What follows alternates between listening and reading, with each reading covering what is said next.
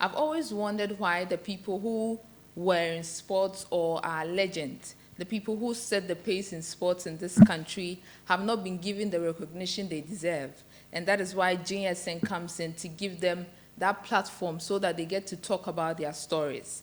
And with me here, I have a very great person. And on this special episode, we will know more about him and how he started and onto his greatness.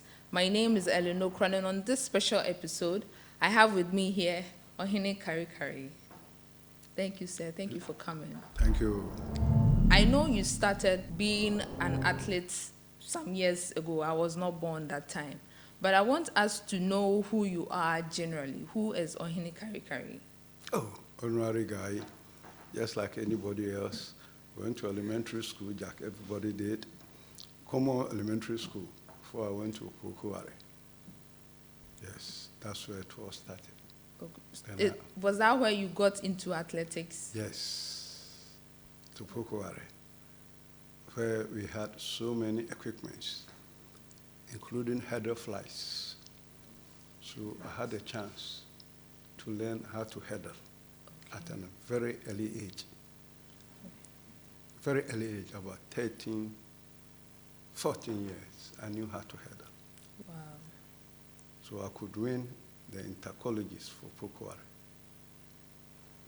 By 16 years, I was representing Ghana.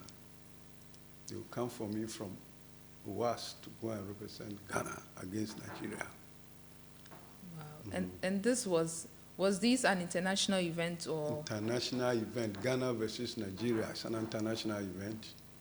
Wow. It was very famous those days. Yeah. Nigerians had athletes.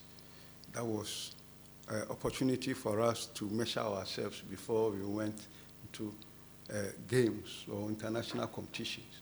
We only had our neighbors competing with our neighbors, Ghana, Nigeria, or Ghana, Ivory Coast, Ghana, Togo, to see ourselves and organize ourselves very well before the actual games. Wow.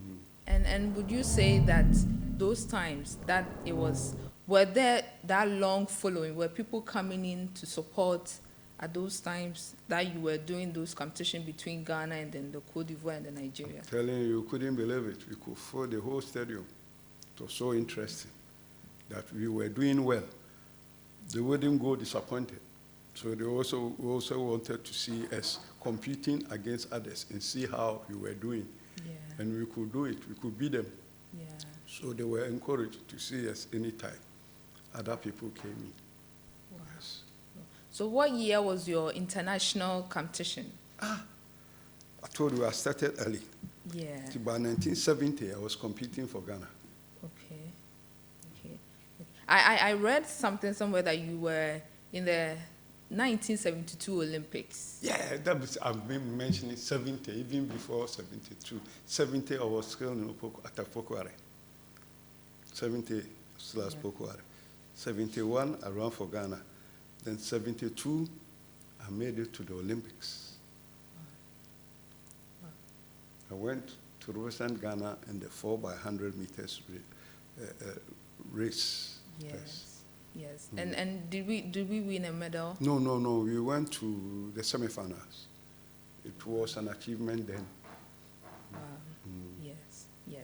And the All African Games. That was immediately after the Olympic Games, when I have had opportunity to see how others, or what do you call it, other athletes were doing in their ways. I could observe and compare whether mine was better or theirs were better. Yeah. Yes. Yeah. I have gone all those through that. I have gone to the Olympics. I've seen all the athletes, from Americans to Germans, anybody there. I saw everybody and observed. Yeah. So it was maybe around August, September. So January 1973, I was ready. Yes. Yes. For the All African Games in Yeah, Nigeria. for the All African Games. That's why I conquered. I beat Gasu Kone, who was the defending champion